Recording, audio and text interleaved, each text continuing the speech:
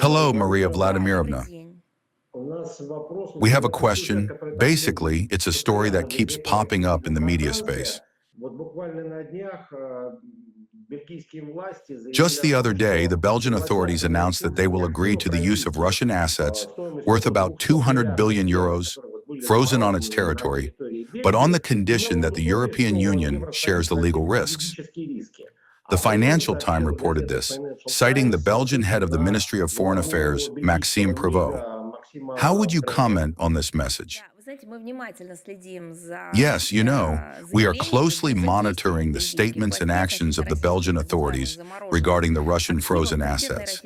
The competent Russian agencies, including the Ministry of Foreign Affairs of Russia, are taking all possible steps aimed at protecting the interests of Russian citizens and legal entities affected by the illegitimate anti-Russian restrictive measures that have been introduced. We are also aware of the attempts of the collective West, by all means, fair and foul, to tailor some kind of legal basis for the confiscation. In other words, I'll say it again, this is not called a freeze,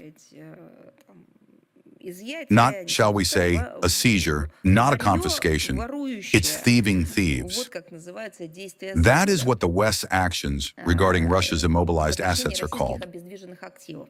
The particular cynicism of the situation lies in the fact that our funds are being reinvested and serve as a good support not only for the budget of Belgium itself, which is replenished through taxation of the income from these sums, but are also used for the purpose of pumping weapons to the Kiev regime. And of course, it is obvious that in the event the European Union goes for the theft of Russian assets, the consequences for the entire global financial system will be extremely negative. Nor will this pass without consequence for those who take part in such a crime. And as we see in Brussels, they understand this well, since the head of the Ministry of Foreign Affairs in his statement is essentially calling to share responsibility for a possible theft with other accomplices from the European Union.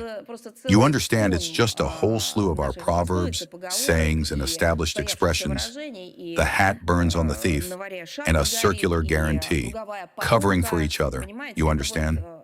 This is collusion, which is self-exposing for them.